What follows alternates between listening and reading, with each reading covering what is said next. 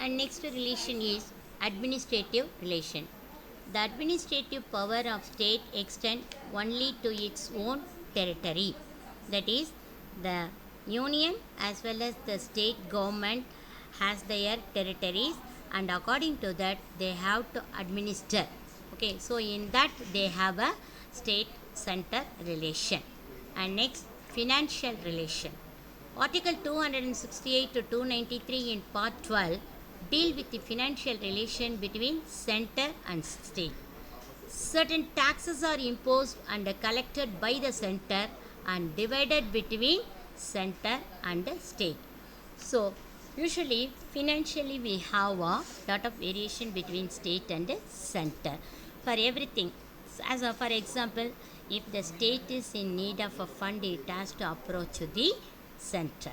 Okay, like that it has a relation with the center and the state. Late Prime Minister Ms. Indira Gandhi appointed the Sarkaria Commission in 1983 to make an inquiry into the center-state relation. So, she is called as the Iron Lady. So, she was bold lady to have a inquiry on the state and central relations. And next comes the official language. The constitution deals with the official language also. As we have different states, it needs one official language. So the article 343 to 351 deals with the official. Its provisions are divided into four heads.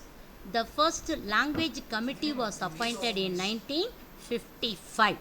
The act laid down that even after 15 years, English may continue to be used along with the Hindi for official purposes of union and also for the parliament. But at present, we are following 22 languages are recognized by our constitutions. Next, emergency provisions. The central government has been vested with a extraordinary power to deal with the conditions of emergency. What is called emergency? The situation now we face is no. What type of the emergency we face with the corona? Like that, that emergencies also can be called with a national emergency. First, national emergency. In what way the national emergency come? The president under the article 352 can declare emergency if he is satisfied India's security is threatened due to the war or external aggression or armed rebellion, or if there is an imminent danger or threat. It may be internally or externally. Okay, if our country is going to be attacked by our neighboring countries due to the war or due to the aggression, the emergency can be declared. And this type of emergency has been declared 3 times. Next, state emergency. Under Article 356, the President can declare an emergency in a state. Election Commission certifies that there are difficulties in holding the assembly elections.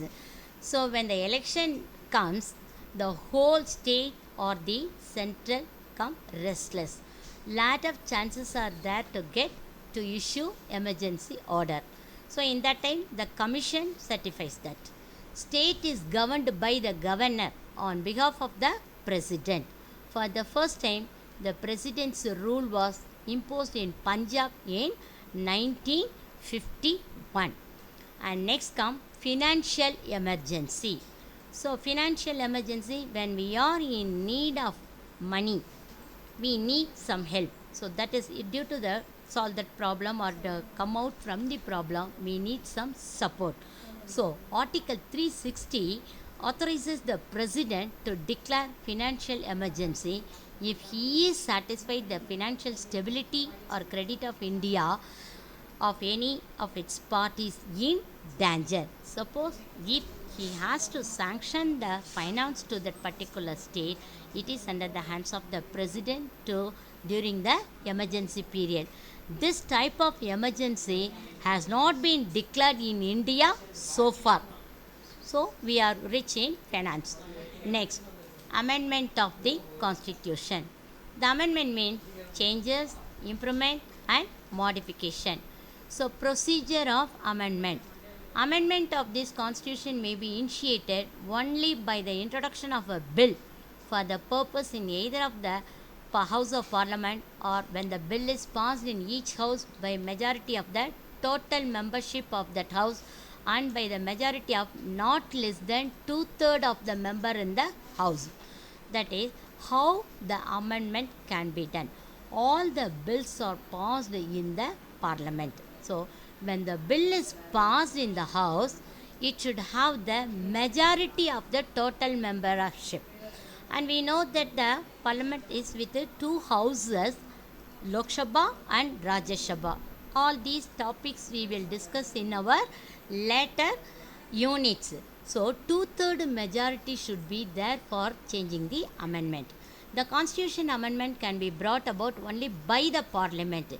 State legislature cannot initiate. So, the power is only vested with the union, not with the state government. And types of amendment. Article 368 provide for three ways of amendment.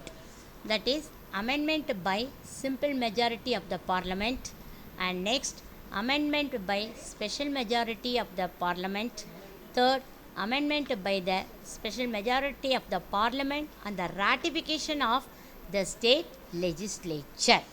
Okay, and the 42nd amendment of the constitution, that is first point, simple majority of the parliament. Suppose if they have the simple majority, that is one-third majority, it can be considered in the sitting. And secondly, special majority, some changes has to be done in any way, and that situation also it can be considered. Thirdly, both parliament has given the changes, but after ratification of the legislative, that is the legislative people, members of the legislative assembly also should support the changes. And important, 42nd amendment of the constitution known as the mini constitution. Why that constitution is known as the mini constitution? That is the amendment changed in the preamble. Okay, that is the new three phrases I told you, know, socialist economic circle, and that was the first change. So that 42nd amendment is called as the constitution of the mini constitution. Children,